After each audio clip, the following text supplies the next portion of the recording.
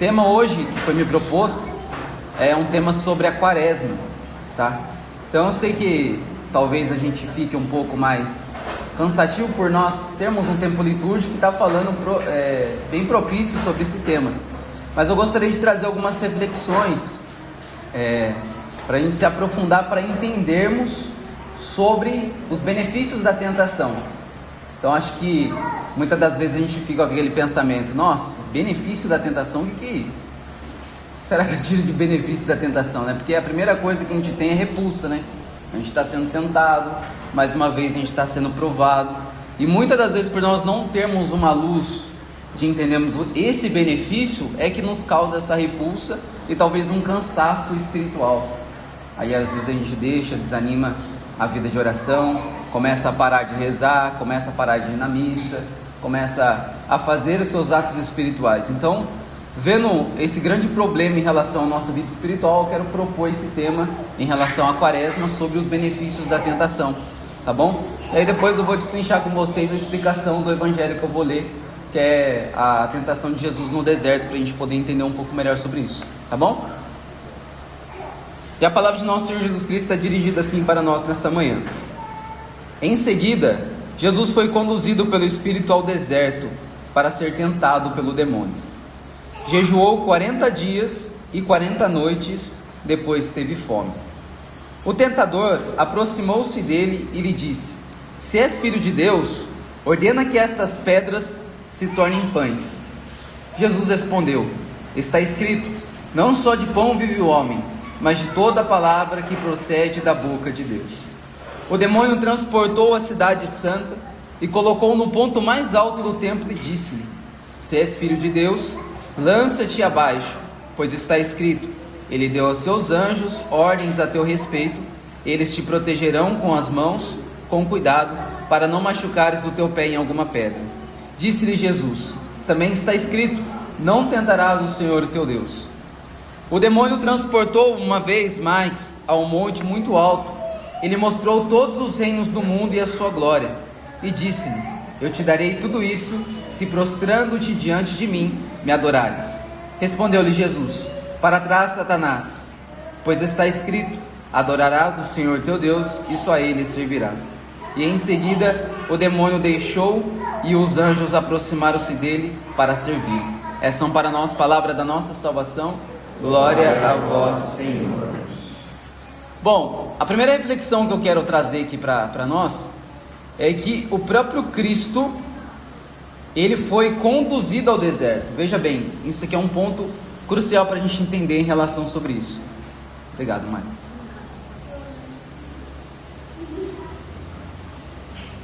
O primeiro versículo, o próprio Evangelho já menciona: o Espírito conduziu Jesus ao deserto. E sendo o deserto o local onde Jesus foi conduzido a ser tentado, a gente sabe perfeitamente que o Cristo, a gente sabe perfeitamente que existe um benefício sobre a tentação. Porque veja, hoje a liturgia fala na sua segunda leitura, mencionando Romanos 5,5, falando, o apóstolo São Paulo falando, a esperança não engana, porque o amor de Deus foi derramado sobre os nossos corações, pelo Espírito Santo que nos foi dado. Então, ou seja, o Espírito Santo não pode nos conduzir às coisas erradas, não pode nos conduzir ao pecado. O Espírito Santo não pode nos conduzir a alguma coisa que é contraditória às suas leis divinas. O Espírito Santo vai nos conduzir para as coisas que são o quê? Boas e benéficas e que nos levem à santidade. Então o Espírito Santo conduziu Jesus ao deserto, mostrando para nós que existe um benefício na tentação. E por isso que na oração do Pai Nosso nós falamos: não deixeis de cair na tentação, mas livrai-nos do mal. Então o próprio Deus, para tirar aquela questão, a tentação que Satanás nos coloca muitas das vezes em nossos pensamentos, de dizer que é o próprio Cristo, o próprio Deus que nos tenta. Pelo contrário, não é Deus que nos tenta, Ele não nos permite cair na tentação. Por quê? Porque o primeiro passo para eu e você conseguirmos ter uma vida de quaresma frutífera, benéfica para a nossa vida e que alcancemos a santidade, nós precisamos confiar na própria pessoa de nosso Senhor Jesus Cristo. Isto é, pedindo a sua oração, pedindo a sua graça, pedindo a sua intercessão para nos ajudar. Então esse é um dos benefícios, para que nós não confiemos em nós mesmos, mas confiemos no próprio Deus, porque Ele de fato é o que nos conduz para a nossa salvação e santificação. Então o Espírito do Senhor que conduziu o próprio Cristo ao deserto. E veja bem, o apóstolo São Paulo também em Gálatas, no capítulo 5, no versículo 16, fala: deixei-vos ser conduzidos pelo Espírito, para não satisfazeres os apetites da carne. Então, ou seja, a nossa única opção em relação à tentação não é só fugir, mas é lutar com o auxílio de Deus, para não estarmos à mercê dos apetites da carne. Então, o único meio que o próprio Deus, com o Espírito Santo, nos conduz para vencermos as tentações, é justamente isso: deixar ser conduzido por Ele. Porque o que sabe o homem quando ele não é tentado? Nada. Porque no momento da tentação que eu e você temos uma luz do que somos de fato. É eu e você que conhecemos no meio da tentação o que somos. É o Ian pecador, é o Ian preguiçoso, é o Ian impuro, é o Ian glutão, é o Ian vaidoso, o Ian prepotente, é o Ian irado, bravo. É no meio da tentação que você se autoconhece. Porque no momento que nós estamos lá no Rosário do Frei Gilson, na Santa Missa, a gente acha que, nós estamos na sétima morada, porque recebemos uma luz de Deus, alguma homilia de algum padre, alguma leitura do Evangelho. A gente se acha que já está na sétima morada, mas de fato não é esse o momento em que nós somos santos. De fato não é o momento em que nós rezamos o Santo Terço ou o Rosário, ou comungamos que nós somos santos, mas é no momento em que nós vencemos a tentação. Todos os meios que nós temos de graça, que é a Eucaristia, que é a congregação mariana, que é os meios de apostolado como a congregação mariana, como a Santa Amada Igreja, como a própria devoção à Santíssima Virgem Maria, ou seja, todos os meios que existem da igreja, todos esses meios, eles são justamente para nós confiarmos em Deus e cumprirmos o que diz no Pai Nosso, para não deixemos em cair em tentação, mas livrar-nos do mal. Então todos esses meios são para esse fim, porque quando somos tentados é de fato que nós provamos o quanto nós amamos a Deus. Isso está escrito na Sagrada Escritura, em Deuteronômio capítulo 13, versículo 4. Mas é para que Deus colocou-vos à prova, para saber se vós amais ou não. Veja bem, então é no momento da tentação que nós somos colocados à prova, para sabermos se nós amamos a Deus ou não. Então é no momento da tentação, meus caros, é que se nós somos de fato apaixonados por Jesus. Porque esses meios de tentação é justamente para isso, para nos auxiliar nesse caminho, nessa santificação. Temos uma luz do que somos, para saber como nós devemos vencer. De fato nós temos, aquilo que falta muito das vezes na gente quando vamos confessar, que é o ódio fulminante que nós devemos ter pela vida pecaminosa. A gente deveria odiar. Gosto muito daquela frase do nosso querido padroeiro Santo Afonso, que ele diz que o homem muitas das vezes ama o que deveria odiar e odeia o que deveria amar.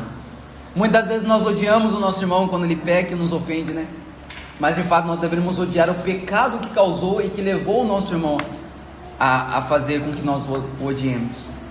Então é o pecado, detestar o pecado, odiar o pecado no seu mais profundo da sua raiz, para que aí nós consigamos ter uma luz de entendermos as situações que nos rodeiam, de entender o porquê que nós estamos muitas das vezes sujeitos aos pecados, porquê que nós somos ali de fato, em alguma ocasião, caindo. Então é nesse momento que nós precisamos saber que é devido à tentação que nós somos de fato provados para saber se nós amamos a Deus ou não. Não é se nós vamos na missa todos os dias. Isso é o meio. É o meio para nós não cairmos na tentação. É apenas o meio para nos livrar do mal. Então, se você está comungando, se você está rezando o terço todos os dias, não saia dali com o peito estufado achando que você teve uma vitória na vida. Você apenas teve um meio. No momento do dia, perante o seu dia, vai vir a tentação. E aí a sua graça, o seu coração revestido da graça de Jesus, de nosso Senhor Jesus Cristo, vai auxiliar você a vencer essa tentação, porque você teve o gosto do céu, que é o paraíso, que é aquilo que antecede a glória, que é a graça aqui na terra. Então, tendo esse caminho, tendo essa luz na nossa consciência, é muito mais fácil nós entendermos em relação às tentações da nossa vida. Veja bem, a própria Sagrada Escrituras, quando nós lemos lá Tiago 1,12, o próprio apóstolo fala: feliz o homem que suporta a tentação, pois depois de passar pela provação, receberá a coroa da eterna glória que Deus prometeu para aqueles que o amam. Então, feliz o homem, o que significa feliz o homem? O homem bem-aventurado. Jesus, depois da sua tentação, qual foi as suas primeiras palavras do sermão? Bem-aventurados os pacíficos, bem-aventurados os mansos, bem-aventurados os puros. Ou seja, por que se torna bem-aventurado essas pessoas que alcançam essas virtudes? Porque elas passaram pelo fogo da provação e elas venceram. Então, feliz é um homem virtuoso que suportou a sua tentação e venceu, porque eles provam quanto ama a Deus. E a finalidade da nossa vida é isso, como diz Santo Inácio de Loyola: é louvar, bendizer e adorar a Deus e servi-lo de todo o nosso coração. Esse é o fim último do homem. Então é para isso que nós estamos aqui, é para isso que nós somos os congregados marianos, para louvar e bendizer a Deus. E nós só vamos se tornar felizes se nós vencermos essas tentações, porque a tentação ela vai até o último suspiro da nossa vida, e ela tende a piorar, sabia? Queria trazer isso para vocês não, mas tende a piorar, porque muitas das vezes a gente coloca as tentações, essa é a proposta da tentação, nos colocar confiança nos bens passageiros, certo? Eternizar aquilo que é temporário.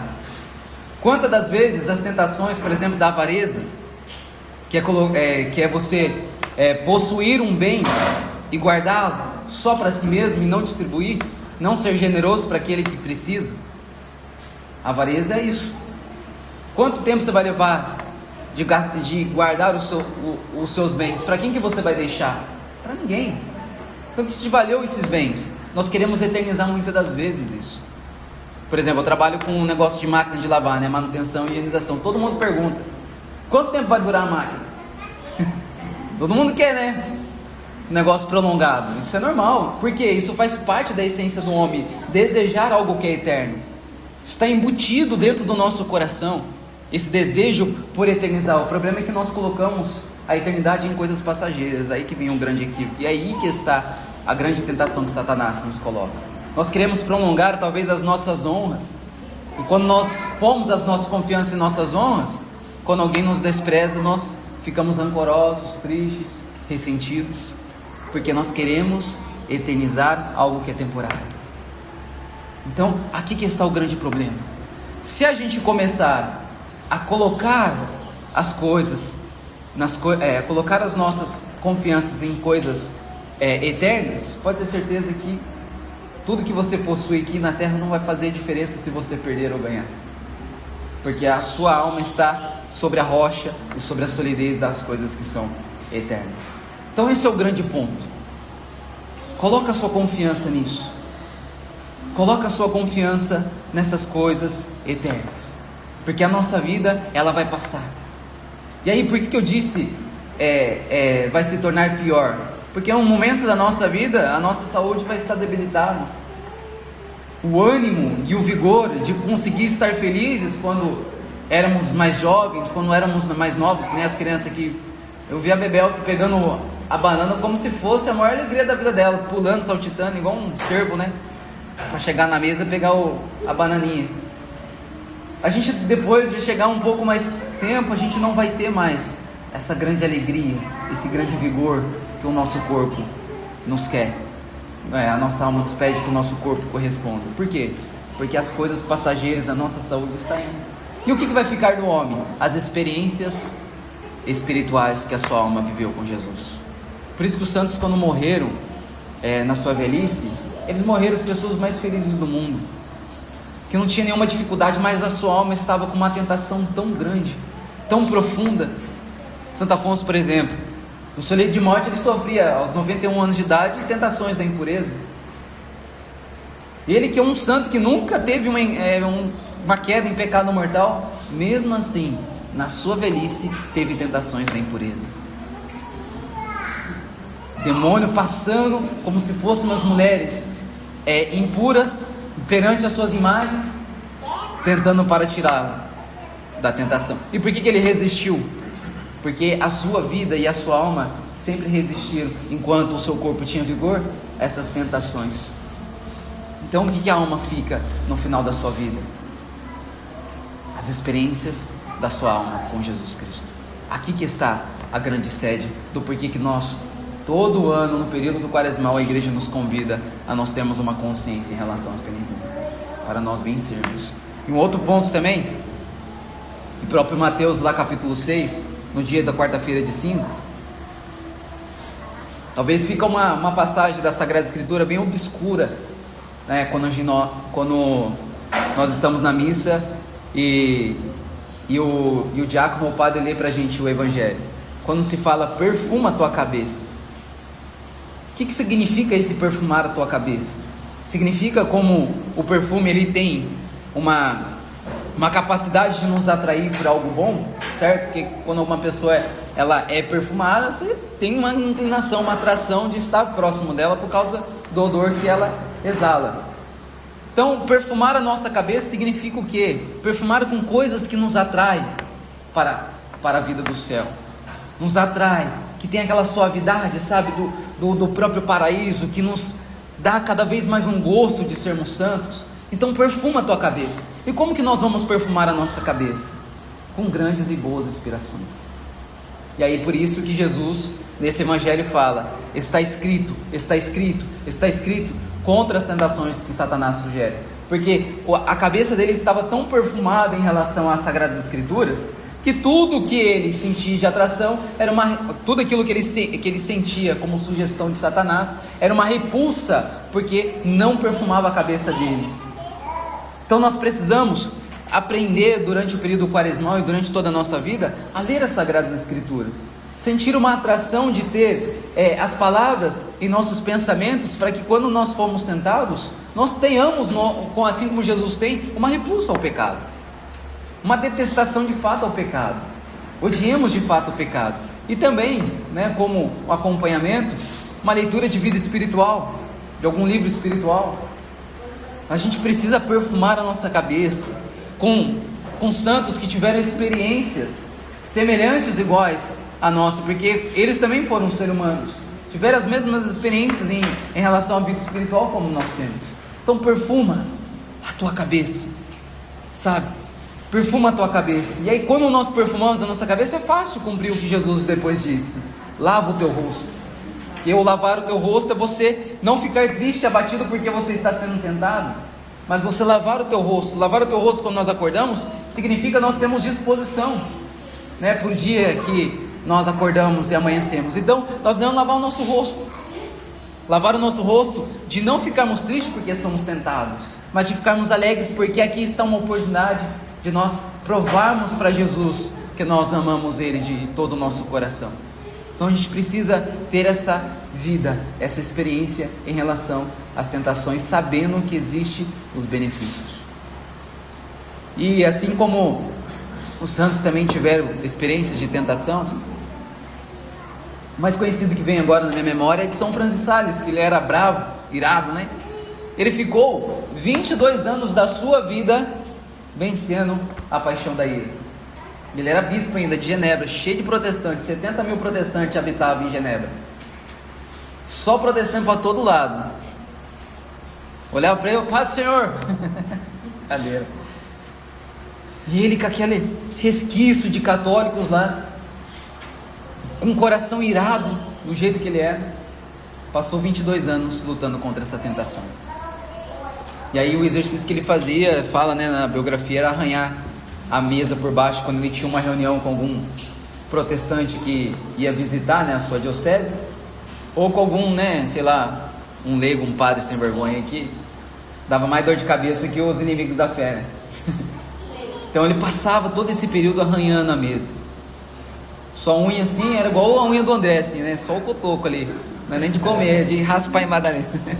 Cara, então, o que ele fez? É um exercício de penitência, mas ele passou 22 anos. Com a gente vai ser semelhante, ou mais demorado, ou menos demorado.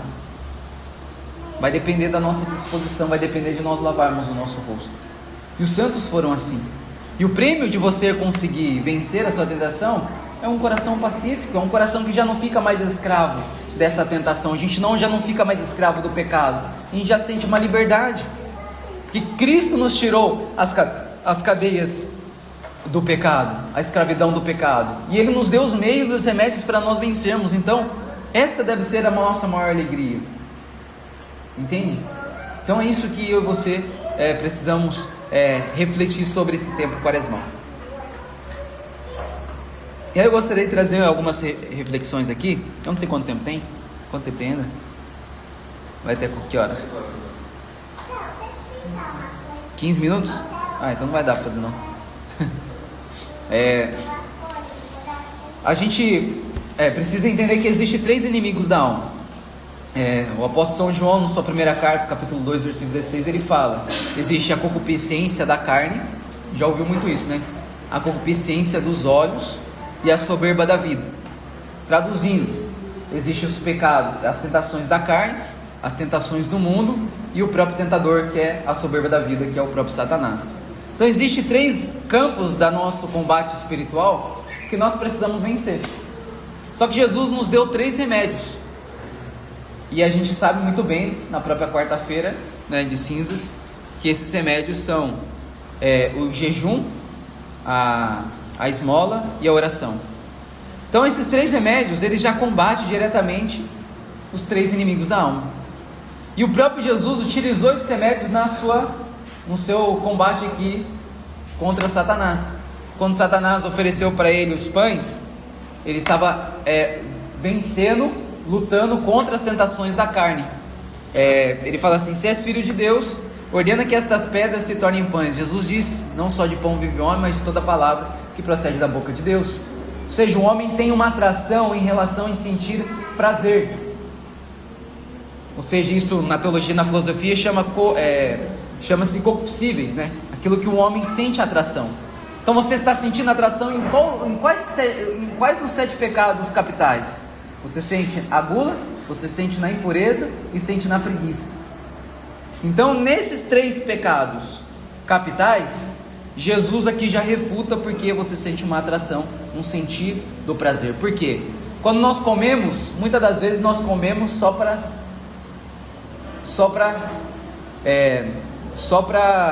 por prazer, mas nós não comemos para sobreviver, para viver. E se comemos só o necessário, já nos basta. Só que muitas das vezes nós comemos só pelo prazer, não comemos para nos nutrir. Então essa é uma das grandes tentações que nós temos, que é pelo prazer. E fala, né, os grandes santos como São José Maria Escrivá, Santo Afonso, fala que quando uma pessoa ela tem uma inclinação maior aos pecados do prazer pela gula, ocasionalmente e por consequência ela também tem pecados da impureza, tentações em relação ao pecado da impureza. Então, porque a impureza nos leva à atração de sentir o prazer por alguém que não é uma pessoa casada conosco, né?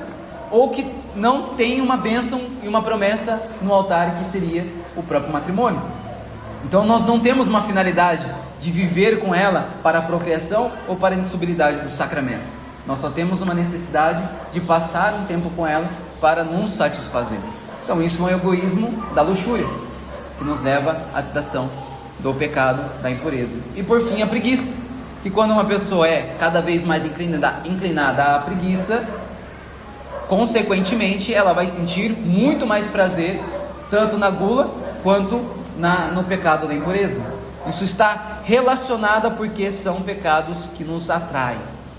E existem os irascíveis, que são os pecados que trazemos repulsa. Nós não queremos de perto, nós queremos afastar para longe de nós. Então esses são os pecados que seria da inveja, da ira e da avareza. Uma repulsa que nós temos em relação quando nós vemos isso em alguém. E aí Jesus trouxe esse remédio. O remédio seria o quê? Do jejum.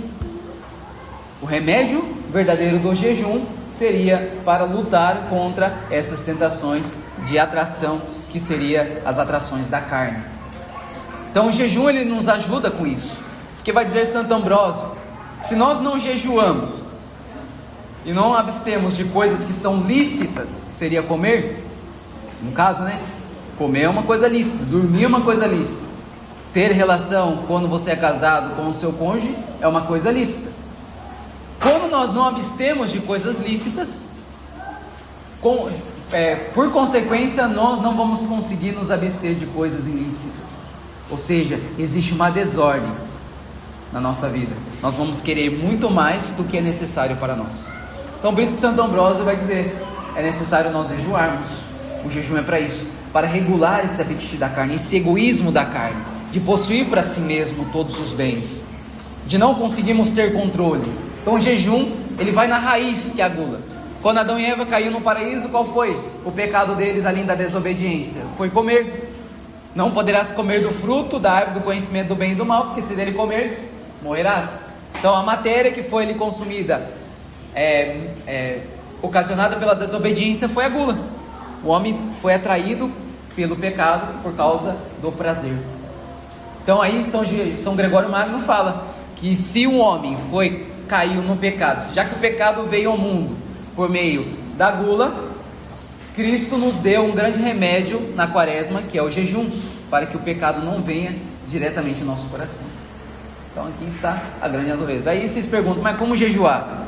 Essa é a maior dificuldade, eu acho, do católico. É por isso que o nosso mundo é tão impuro, né?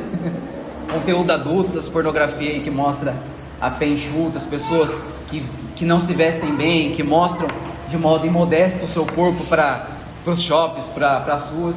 Por que vivem? Porque não conhecem de fato o grande benefício de você jejuar. Não tem um controle do seu apetite. E como jejuar? A igreja nos dá 3 grandes meios. Primeiro, o jejum, que é o que todos nós deveríamos fazer. E como diz o Código de Direito Canônico, as pessoas que não precisam fazer esse jejum é pessoas que têm abaixo de 14 anos e acima de 60 anos, então não tem essa obrigatoriedade de jejuar. Mas todos aqueles que são acima de 14 e abaixo de 60 têm a obrigação de jejuar nas quartas e sexta-feiras santas. E aí como que a gente faz? Um jejum mais simples. A gente come, faz 2 refeições pequenas, que é uma da manhã e uma da tarde, que seria o café, e uma refeição completa, que seria o almoço. A gente se abstém da janta.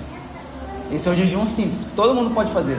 Até mesmo pessoas que tenham talvez aí uma limitação na sua saúde em relação a isso, pode fazer esse jejum, que é o mais simples, mas não é obrigado também por motivos de saúde. E o segundo é você ficar comendo só pão e água durante o dia, aí o jejum um pouco mais rigoroso. E o terceiro seria de você só beber água, aí esse é o jejum mais rigoroso ainda. Mas o jejum mais simples todos nós podemos fazer. Então aí que entra o grande problema. Você vai fazer 2 refeições menores e uma completa durante o dia. Você não vai chupar bala, você não vai comer chiclete, você não vai mascar chiclete, você não vai pegar um chip, vai mastigar um chocolatinho. É coisas de você regular os seus apetites da carne, é de você ordenar os seus prazeres, você não sentir mais atração pelas coisas passageiras no sentido do comer para se satisfazer, mas no sentido de comer para sobreviver, para viver, para que o seu corpo corresponda de fato no sentido de ter na vontade de Deus aquilo que Ele pede para você durante o dia. Então pronto, só isso. Aí existe a segunda tentação, que seria a concupiscência do mundo, que é quando o próprio demônio transporta o Jesus para uma alta cidade, né? Que é Jerusalém. E ele diz, tentando, né? Ele deu aos seus anjos ordens a teu respeito, e eles te protegerão com as mãos com cuidado para não machucares teu pé em alguma pedra. Jesus disse, também está escrito, não tentarás o Senhor teu Deus. Aqui entra a questão da tentação do mundo. Já que nós temos os 3 pecados irascíveis, que são aqueles que nós temos repulso, e que são os pecados ali da inveja, da ira e da avareza, esses pecados são em relação à questão de você dominar o teu próximo. Porque a questão do mundo é justamente essa. Se existem as políticas hoje, como o comunismo, o socialismo, o capitalismo, que são todas as ideologias, as próprias heresias, como o protestantismo, como a maçonaria, enfim, todas as heresias que existem, tudo aquilo que engana o homem na sua aparência, como Satanás fez, que foi transportado à alta cidade e tentou Jesus, usando uma passagem da Sagrada Escritura, invertendo o verdadeiro sentido pelo qual ela deve ser usada. Então todas as ideologias e todas as heresias também utilizam desse artifício para enganar o homem, para dominá-lo. Satanás utilizou as Sagradas Escrituras para dominar Jesus, para controlar Jesus, para possuir o domínio e o controle da vida de Jesus, para convencê-lo ele daquilo que é algo santo, que é as Sagradas Escrituras, para dominá-lo. O que faz essas outras heresias? O que faz as ideologias hoje? É justamente para nos enganar, para possuir nós, para nos dominar, para alcançar o alto poder. É o que de fato resume o que deve ser a concupiscência dos olhos, ou seja, a tentação do mundo, o poder, tentar o homem, conquistar o homem, controlar o homem, por meio dos seus artífices, as suas artimanhas, para alcançar o coração do homem e dominar. Então, a inveja é justamente isso. Quando você vê alguém conquistando algum bem, você sente uma tristeza dele conseguir aquele bem, porque você quer encaixar ele segundo o sistema da sua cabeça, que ele não deveria fazer isso, que os meios que ele tentou conquistar não devem ser esses meios utilizados. Então você começa a auto-julgar a ação do homem, você começa a sentir uma certa inveja das conquistas do homem. Então é um entristecimento que você tem em relação à conquista do seu próprio homem, do próprio amigo, companheiro. Aí você tem a tentação da avareza, que é, como eu disse no começo, que é você possuir excessivamente os bens sem generosamente distribuí-los a quem precisa. Você está o quê? Possuindo algo, como faz as grandes corporações espalhadas no mundo. Justamente chantageia o homem para possuí-lo, para controlá-lo e obrigá-lo a fazer aquilo que eles bem querem. Por exemplo, no tempo do Covid, dando um exemplo aqui, eu trabalhava na Sherry, eu fui obrigado a tomar a vacina, mas eu fui um dos últimos também. Tiveram que chamar eu lá no quartinho lá, falou: Ian, se você não fizer isso, você vai ser demitido. Eu acho que a Inês tinha acabado de nascer. Eu falei: vou tomar o mais fraquinho de todos, que era o Coronavac, acho que é isso, Vou tomar esse aqui, pelo menos para ele sair do meu pé. O que eles fizeram? Não tem nenhum contrato em relação a me obrigar a tomar vacina. Eu não assinei um contrato em relação a isso. Mas eles fizeram chantagem. Saberam da minha condição em relação ao que vivia. Então, a obrigação da corporação, da empresa, me como posso dizer? Me autocontrolar em obrigar a fazer uma coisa que eu não queria, não respeitar a minha liberdade, me fez tomar uma vacina. E aí? Isso é a tentação do mundo, a tentação de dominar o homem, de um homem que possui muitos bens, como uma empresa, um dono de uma corporação, possui muitos bens, não saber de fato individualmente a necessidade de cada um, te obriga a fazer uma coisa contra a sua vontade. Então a tentação da avareza é justamente essa: eu guardo todos os bens que eu possuo, mas não distribuo. Eu quero controlar o homem para que ele faça a minha vontade, mas que ele não faça a vontade de Deus. No fundo seria essa a finalidade, não fazer a vontade de Deus. Por isso que a virtude contrária de fato a generosidade. Você possui um carro, possui uma casa, possui um alimento, você mesmo trabalhando com o suor do seu trabalho, você generosamente deve distribuir, porque isso é exemplo do próprio Cristo, que criou o céu e a terra e distribuiu todos os bens para nós, que somos pobres criaturas. Então a avareza é de fato esse ponto. E a ira, justamente isso: você se zangar, não se impacientar com a pessoa, porque você tem um egoísmo em si mesmo, um tamanho, que você não quer suportar mais as limitações do outro, você quer dominá-lo. Você quer que uma pessoa que fala muito, você quer que a pessoa fique quieta, você quer autocontrolar também, até ela que tem a limitação, até ela que tem uma falta de controle na sua vida, você quer controlá-la, você quer possuir ela, você quer fazer com que ela faça a sua vontade. A ira, no fundo, tem essa questão. E aí, a virtude contrária da ira seria a paciência.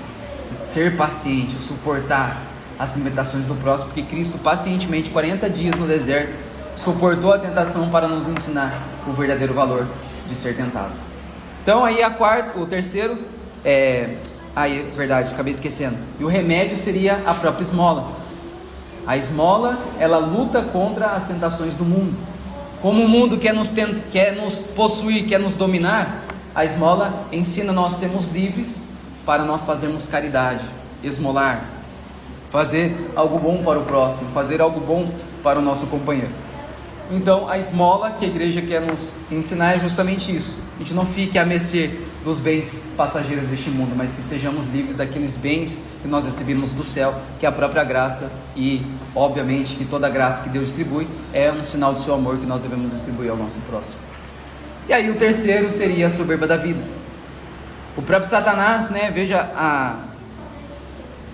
a terrível tentação que ele coloca para Jesus. Ele fala assim: eu te darei tudo isso se prostrando-te diante de mim me adorares. Jesus respondeu: para trás, Satanás, vá de reto.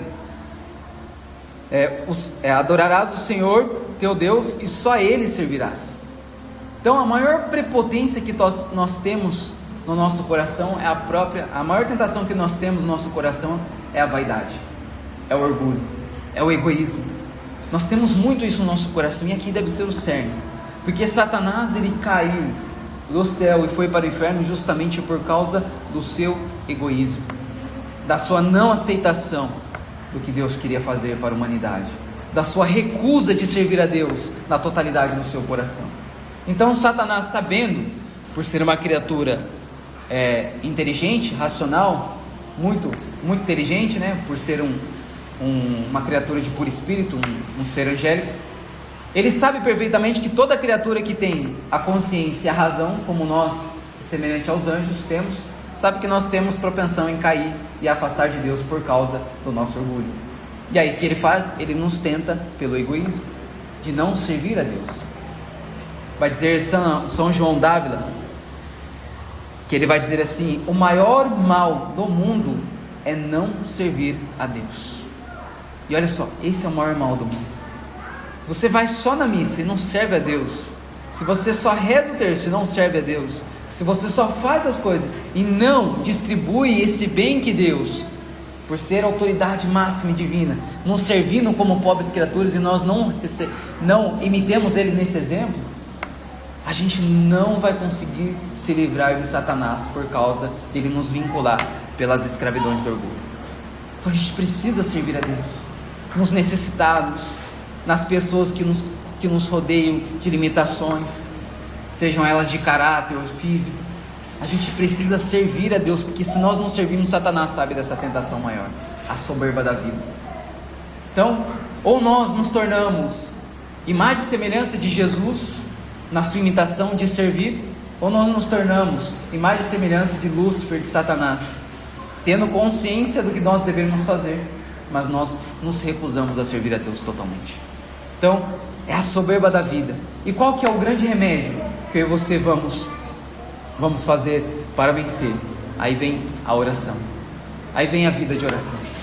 Porque quanto mais submetidos, humildemente, à graça de Deus para receber, porque nós necessitamos, aí muito mais será a nossa liberdade para servir e conseguir escolher a humildade de Cristo pelo desprezo, pela humilhação do serviço, do que pela recusa e a grande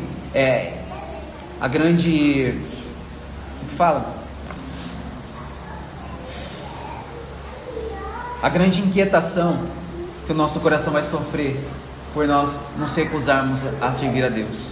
Então é isso que nós precisamos fazer, ter uma vida de oração. A vida de oração é nada mais do que você confiar plenamente em Deus. Acordo pela manhã, rezo meu terço, faço as minhas orações, vou à Santa Missa, faço as minhas leituras das Sagradas Escrituras. Não sei qual que é o seu meio de santificação. Vivemos a regra da nossa congregação.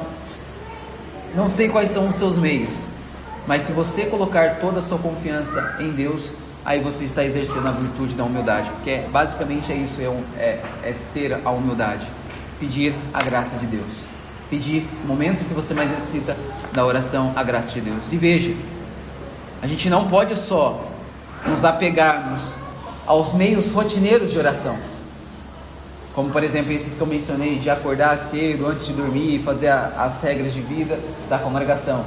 A gente não deve se apegar aos meios rotineiros. Nós precisamos ter vida de oração, ter espírito de alma que possui o desejo de falar com Deus. Isso significa o quê? Que quando eu e você somos tentados durante o nosso dia, a gente tenha já essa prática, esse exercício, que até mesmo no momento da tentação nós devemos rezar e pedir a graça para Deus. É uma oração que eu tenho muito costume quando eu tenho as minhas tentações, que eu rezo aquela oração de Santa Matilde, né, que Nossa Senhora apareceu para Santa Matilde e disse para ela: essa oração vai te auxiliar a você vencer os pecados mortais. Aí são 3 orações que falam assim: Maria, minha mãe, livrai-me do perigo do pecado, de cair no pecado mortal, pelo poder que vos concedeu o vosso Pai, pela sabedoria que vos concedeu o vosso Filho e pelo amor que vos concedeu o vosso Espírito. Essa oração é simples, prática, é uma jaculatória, mas te dá muitas luzes em relação que as trevas ou o obscurecimento do pecado quer trazer para a sua alma quando você depois cai. Então, essas são as reflexões que eu trouxe, preparei para vocês aqui, e que nesse decorrer da quaresma e ao decorrer da vida de vocês possam ser muito úteis para vocês refletirem e se aprofundarem na vida de nosso Senhor Jesus Cristo. Amém? Louvado seja o nome de nosso Senhor Jesus Cristo. Para sempre seja louvado. Salve Maria. Salve Maria. Eu gosto de Salve Maria. Alguém quer fazer alguma pergunta?